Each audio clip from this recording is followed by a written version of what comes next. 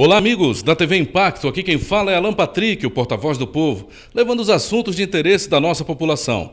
E hoje estamos na presença do nosso reverendíssimo, ilustre, nosso querido bispo Dom Flávio Juvenali.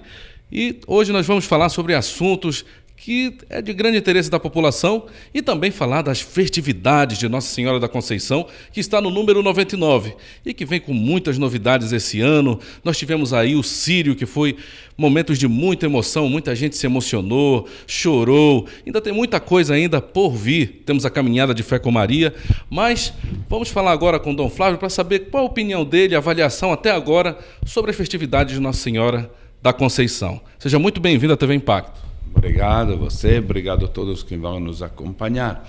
Então, até agora eu acho que está sendo muito boa, né? Foi bem preparada, todos os anos, né? Mas nós estamos sempre procurando pegar a experiência dos anos anteriores e para ver o que precisa corrigir. Tanto corrigir no sentido de algum erro que tenha tido, como também de atualizar, né? Porque a tradição tem que ser mantida. E qual é a tradição? O conceito de tradição, né? Originariamente quer dizer repassar. Então, mas não é repassar igualzinho, né? O Papa Francisco tem uma frase muito bonita quando ele define tradição. Diz: tradição não é adorar cinzas, é passar o fogo adiante, manter o fogo aceso. Né? Como quando tem a corrida, né? Que um passa o bastão para o outro. Né? Então, é isso que nós queremos fazer. Cada ano dizer como é que podemos ajudar a manifestação da fé, não mais nos moldes de 1980 ou do ano 2000. Agora estamos em 2017, então como é que vamos vivenciar a fé? Por isso que também as homenagens, a velocidade do Círio, né? Uma coisa é quando o Círio era de 50 mil, agora de 200 mil. São outra dinâmica, até física, né? Que precisa ser respeitada. Mas até agora eu penso que estamos indo bem, né? E atentos também a corrigir eventuais falhas, ou descuido, olha, não percebemos isto, e aí vamos até anotando alguma coisa para corrigir já, né? Aquilo que for possível, e outras coisas para prever para o próximo ano. Dom Flávio, uma das coisas que nós notamos uma diferença grande é com relação à diversificação dos preços dos pratos que são servidos pelas barracas nas festividades de Nossa Senhora. Como o senhor pode explicar, dar mais detalhes sobre essa nova situação? Então, nós notamos uma coisa, alguns faziam notar isto, que na Barraca da Santa o preço era único. Por quê? Porque eram servidos pratos completos. Então era na base de 20, 22 reais que o preço, né, digamos assim, comercial. Mas se pensou, mas uma família que vem ali com 4, 5 pessoas, vai gastar 100, cento e poucos reais, nem todo mundo tem esta possibilidade. E nem todo também à noite quer comer um prato, uma galinha caipira, um prato no tucupi, né? Um prato completo. Alguns se contentam com um pastel, alguns se contentam, ou uma fatia de pizza. Então, este ano decidimos que a Barraca da Santa tivesse várias opções, de maneira que quem quer comer pouco, vai comer pouco, né? E vai ter a possibilidade de estar na Barraca da Santa. E não como o ano passado, eu gosto, por exemplo, de pastel, né? De vez em quando me mandava, tomava um suco de laranja de pastel nas outras barraquinhas. E vou continuar a fazer isso, mas também é gostoso poder dizer: eu quero um pastel da Barraca da Santa, ou um churrasquinho de gato da Barraca da Santa. Então vai ter, né? Fizemos a diversificação, né? Não tinha ainda o nome Barraca da Santa, né? Porque se tinha muito a propaganda de cada prato. Então hoje já vai ser colocado também o nome Barraca da Santa para identificar que é uma única organização, mas com várias opções, com a ajuda depois de várias. Muito bem. Mas mudando um pouquinho de assunto, nós notamos, é muito nítido e notório que o nosso querido bispo Dom Flávio, ele tem um carinho todo especial pelas crianças. Em qualquer evento que você vê a química dele com as crianças, é algo surpreendente. Mas, sobre isso, nós estamos vivenciando em Santarém uma realidade que, na minha opinião, eu acredito que da maioria das pessoas, é um pouco triste. Você que tem seu veículo, você que tem seu carro, ao passear ou andar pelas vias santarenas, às vezes você se depara com crianças no sinal, famílias que não são do Brasil, famílias venezuelanas que estão presentes no contexto de Santarém. E, diante da situação, gostaria de saber qual a opinião, qual a visão de Dom Flávio com relação a essa situação, principalmente a condição das crianças que são envolvidas em toda essa história. Então, a situação dos refugiados, né, porque aqueles que estão aqui não é porque decidiram emigrar, né, mas estão aqui por situação de fome. E eles têm uma situação, além da fome, é uma situação um pouco diferenciada porque eles são indígenas, né? Aqueles que vieram aqui não são venezuelanos miscigenados, como a maioria da população do Venezuela e também aqui do Brasil, mas são população indígena, que, portanto, tem já dificuldade, inclusive até de falar espanhol, né? Portanto, de comunicação. Outra coisa, não é que venha uma tribo organizada, né? Com cacique, com isto, com aquilo, então com liderança. Na prática, cada um por si te vira, né? Vieram junto no barco, mas depois é cada um. Agora, em relação ao pedido de esmola, isto é uma coisa, eu digo, chata, em qualquer situação. Porque se sabe que tem algumas pessoas que precisam e até com vergonha vêm pedir ajuda, né? Aqui quase todo dia vem alguém. Mas tem gente que faz isso de profissão. De profissão. E estes indígenas, sabemos que optaram, ou não sei se optaram, mas fazem este tipo de atividade, tanto no Venezuela, como em Boa Vista, né, em Roraima, como em Manaus e agora aqui. E até em Belém, que tem já grupos em Belém. Então, aí precisaria mesmo ver como entender. Agora, em relação às crianças, tem duas coisas. As mães, quando saem, claramente que não vão deixar as crianças em casa, ou em casa onde estão alojados, né, sozinhos, porque muitas vezes fica perdido. Ao mesmo tempo, tem também, talvez, a exploração das crianças, no sentido que se eu vejo um adulto, dificilmente ajudo. E se vejo uma criança, normalmente o coração fica até apertado de não ajudar. Então tem ali. Agora, a minha opinião é que esta situação tem que ser trabalhada como está sendo trabalhada pelo Ministério Público, pela Prefeitura, né, com a ajuda ali. Mas, se eles estão no Brasil, tem que se adaptar às regras do Brasil. Agora, em relação aos semáforos especificamente, porque eu vejo que eles pedem mais aqui perto dos bancos, essas senhoras, etc. Aí, nos sinais, tem muito hippie. E no sinal de trânsito, que está perto da rodoviária, são meses que tem meninos brasileiros, não venezuelanos, que estão sistematicamente pedindo. E são só meninos, não tem nenhum adulto. Eu não sei se ali é alguma... Porque se fosse escoteiro que faz um evento, normalmente vão uniformizados, tem as faixas. Então, ontem de novo me deparei com isso, pelas 5 da tarde, e meninos bem arrumadinhos. Então, acho que tem alguém que está mandando eles. Aproveitando da situação. Aproveitando a situação, e não são venezuelanos. Então, este fator dos pedintes, né, ou de várias situações, né? Eu repito que tem muitos no sinal que fazem brincadeiras, etc., né? E outras situações, mas especificamente, já que me perguntou das crianças, eu até ontem decidi, né, aproveito agora, mas depois vou telefonar ao Conselho Tutelar para ver aqueles que estão lá, porque à tarde, quando se passa, quase sempre tem meninos e são bem ajeitadinhos, né? Então, me parece que vendem os salmos, outras vezes vendem shopping, né, coisa assim, né? Então, precisaria averiguar isso. Agora, em relação aos venezuelanos, se estão no Venezuela, se estão no Brasil, tem que se adaptar e ser conversados para que eles se adaptem, na medida do possível, às regras do Brasil. Muito bem.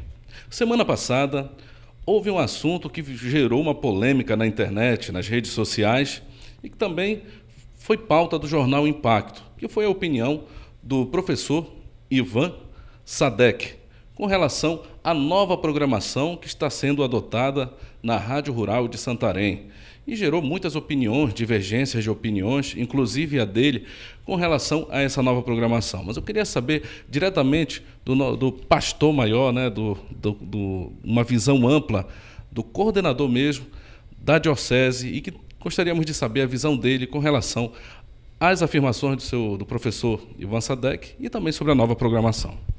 Bom, sobre a opinião, cada um tem a sua opinião e cada um vai julgar. Né? Sobre a programação, é o seguinte, em 2013, portanto, 4 anos atrás, eu estava nos primeiros meses, quem era diretor era o padre Edilberto Sena, né? Com muita capacidade, muitas ideias e tudo mais. E, a um certo momento, o padre Edilberto me apresentou uma pesquisa que ele tinha mandado fazer, aquele do share, né? Aquele do quantos são os ouvintes de uma emissora, quantos são de outras, etc. e tal, né?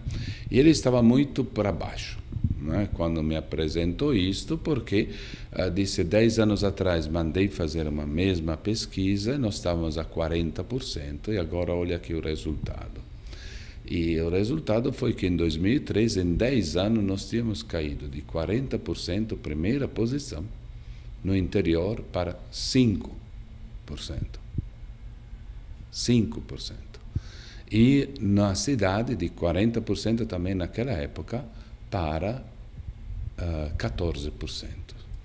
Então ele dizia, como é que perdemos em 10 anos 26% na cidade e 35% no interior? Isto é situação de falência de audição, né? De ouvintes, etc. Então precisamos fazer.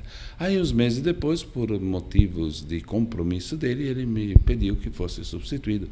Então entrou primeiro o padre Auricélio, depois por motivo de doença o padre Auricélio entrou a Rosa Rodrigues, até que foi chamada, passou no concurso da UFOPA, então foi chamada para lá. Aí entrou o padre Edemar e agora, ultimamente, na sequência normal, entrou o padre Walter, que é também o administrador da diocese. Nos primeiros anos, bom, e logo então contratei uma firma de São Paulo que veio aqui para olhar a administração da diocese, mas também disse, vamos ver também a Rádio Rural. Esta firma é especializada em recuperar firmas à beira da falência, né? E ela olhou, fez as análises, conversou, etc. e tal, depois fez uma proposta de coisa, porque na pesquisa que o padre Edilberto tinha, os ouvintes diziam que a Rádio Rural tinha parado no tempo, né? Tinha parado no tempo, então que estava na hora, precisava, né, renovar. Então, a solução que esta firma, repito, especialista em recuperar firmas à beira da falência, disse, primeiro, demitir quase todo mundo, né? Fazer uma limpeza interna. Segundo, renovar a grade. Terceiro, acabar estava com, não sei se 18 ou 20 departamentos, como se fosse uma mega, né? Maior do que a Tupi, maior do que a Globo, né? Bom, nós dissemos, é chato e é complicado para as famílias perder o emprego. Então, vamos ver se renovamos, né? Então, fizemos primeiro a limpeza dos departamentos, uma reorganização administrativa, isto já na época pensado na época do padre Auricélio, mas especialmente construído na época e com a ajuda e com o jeito também da professora Rosa Rodrigues. Depois, aí, vamos começar a estudar a nova programação. E fizemos muitas reuniões internas, tanto reuniões pessoais, individuais, como colocamos o Hércio Santos lá, né, para ser diretor de programação. E ele foi... mas, na prática, quando se falava com a maioria dos funcionários ou dos animadores, a maioria disse, precisamos mudar, mas não mexe no meu programa. A culpa, se não vem, é do departamento administrativo. Ninguém assumia o fato de dizer, não, espera, se muda o departamento, né, comercial e não consegue vender alguma coisa, é por causa também da programação. E aquilo que tinham falado os ouvintes, que estava parada no tempo. Então, eu respeito aqueles que dizem que né, alguns disseram quando é que vão dar o atestado de óbito, né, da Rádio Rural. Não, o atestado de óbito já foi assinado no dia 10 de julho de 2013, 4 anos atrás. Nós estamos tentando salvar. Agora, vai precisar tirar alguns, mudar alguns, até porque os salários da Rádio Rural estão bem acima da média sindical. Então, não tem como sustentar uma realidade desta. Então, vamos ter que mudar. E é melhor errar tentando do que errar parando. Né? Parados, continuando assim, já seria a morte certa. Então, nós vamos mudar para salvar a Rádio Rural. Muito bem. Também tem um outro assunto que na verdade, esse é uma das maiores questões, os questionamentos no nosso site, é com relação ao seminário São Pio X, né? Alguns dizem que vai vender, alguns dizem que não vai, alguns dizem que sim, e fica nesse disse não disse. Vamos tirar a dúvida de uma vez por todas agora, né? Qual a sua opinião? Então, não é opinião, qual é a realidade? A realidade, em fevereiro deste ano, nós fomos procurados por uma firma, né, uma imobiliária, dizendo, olha, que a UFOPA mandou carta para as imobiliárias procurando terrenos para alugar ou comprar. Né? E porque está em fase de expansão, e a previsão do campus Tapajós é que, mesmo construindo novos prédios, em poucos anos já vai estar entupido, e eles querem, está terminando também o aluguel da Boulevard, querem ver outras propostas. Então perguntaram se nós estávamos dispostos a entrar na negociação. Então, fizemos avaliação com o Conselho Presbiteral, porque aquele prédio todo foi pensado, organizado para 150, e nós temos o uso de 23 este ano, o próximo ano a previsão sempre será ao redor de 30. Então é um espaço enorme, né? E nós não tínhamos, estamos estudando como adaptar aquilo para um centro de convenções, né? Uma casa de retiro como é já em Maús, fazer uma segunda aqui. Né? Então entramos com a negociação. E em abril, na praia eles disseram, não, já o conselho interno já está ok, por favor liberem o prédio final de maio. Nós dissemos, final de maio não é possível, vamos deixar final de junho. Concordaram, porque para nós depois tinha as férias. E aí pronto, foi isto que foi feito. Né? Mas depois a burocracia, uma coisa ou outra, também divisões internas, opiniões internas da própria UFOPA, então atrasou muito. Né? Então, em que pé estamos agora? Nas negociações se viu a inviabilidade de ser alugado, porque se fosse para alugar, nós deveríamos assumir todas as reformas para que fosse o prédio adaptado às exigências da UFOPA. Né? E seria um gasto muito alto que nós não teríamos condições de fazer.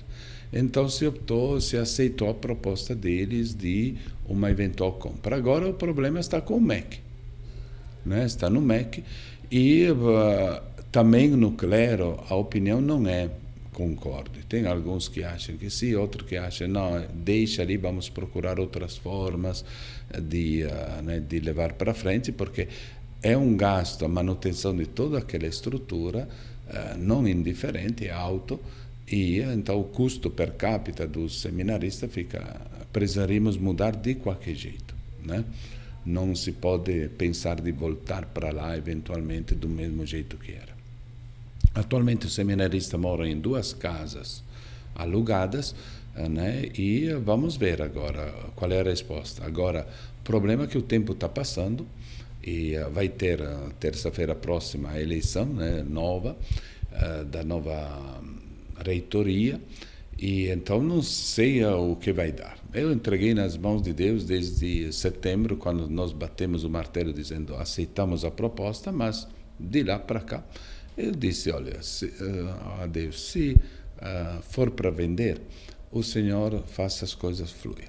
Se não for para vender, é só deixar a burocracia que ela vai emperrar tudo. Não, mas eu deixei mesmo nas mãos de Deus. Né? Porque também o coração, eu não sou daqui, né? São poucos anos, 5 anos aqui, então, mas é é um problema também emocional, né? Se desfazer de um patrimônio que é espiritual e cultural também, né?